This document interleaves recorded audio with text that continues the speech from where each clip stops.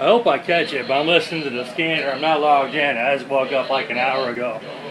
What's happening is the dispatcher is walking some fellow into calls. Like, this is a bad area, and like every other call is either going short or some guy with no money. There's a lot of good people up here. Good people going to work.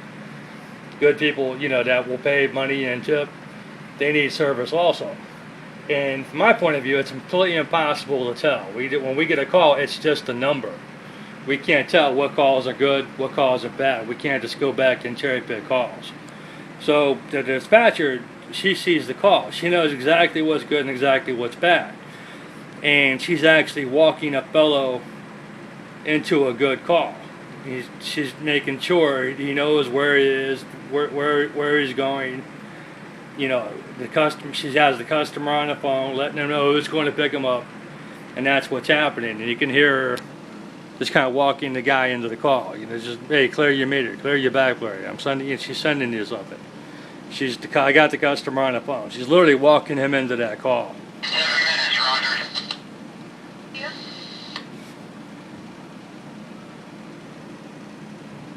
Now I've heard the same thing last night. Like, he's nearby. Otherwise, I can't hear him.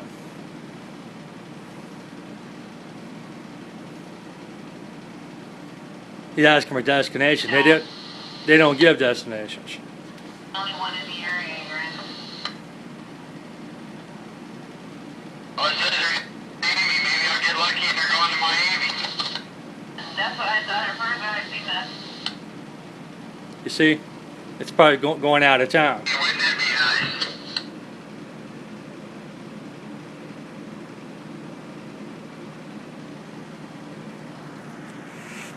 Like 420 miles away.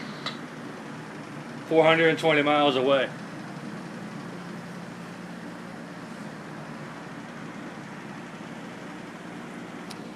The cab isn't supposed to be like that. They're supposed to dispatch those calls for everybody and get a crack at it. Like, there's maybe some poor bastard up here working all night, not making money, needed that call, but she's giving it to a specific guy.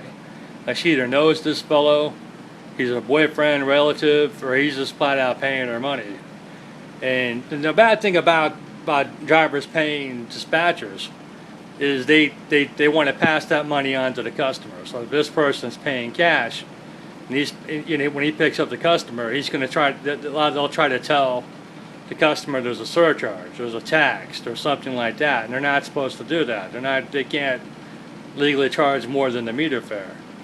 And like, I know there's a guy I drove for Yellow Cab. He was always doing these out of town calls.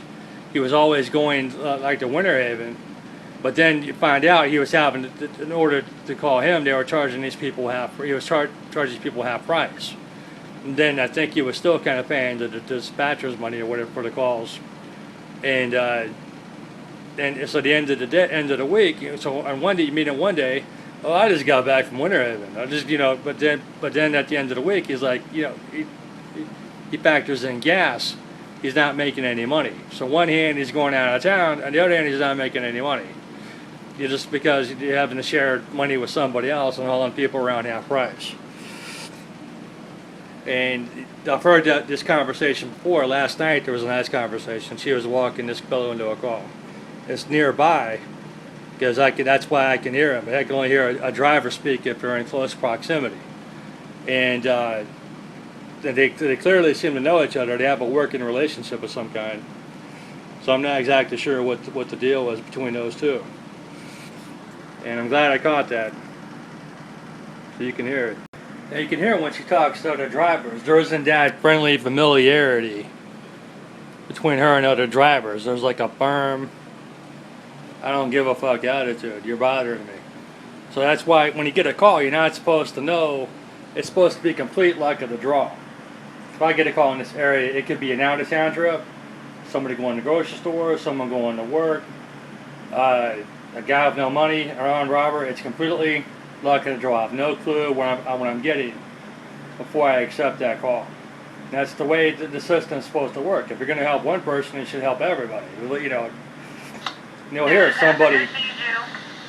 somebody will ask for a destination, she won't give it to him. And not only does she not give it, but she just say, I don't give destinations. She's not going to answer and say, oh, I don't know where it's going. And that guy already had the mileage, so it's probably like some kind of a company charge. Whatever he was going after, he already knew there was 400 miles on it. So he got, and she sounded pretty happy. So I'm thinking, she's going to help him get to spend that money. She must be his boyfriend or something. But that's just kind of the nature of the business. These are people who don't know how to make money honestly. I've met people like that in the past who cheat, and you ask them, hey, why don't you try just doing it honest? Oh no, I can't do that. I've got bills I got to pay. I've got school in the morning. They only want to work. Some other poor bastard is probably working 18, 24 hours a day trying to make a living. And everybody around him shitty. And and that's what you call a cab. And the guy's all grumpy, looks like he's on drugs, or the guy's probably not slept in 2 days. The guy's out, Go ahead. one person they want to get him out of the way, so they can say nobody else is in the area. So I had no choice but to give this call to my husband or my brother or whatever. So some guys get sent to, a chiropractor on Bruce Brown's 3 o'clock in the morning. There's nobody there. Other guys get the out of town trips. It's just kind of the nature of the business. Everybody around you is stupid and corrupt.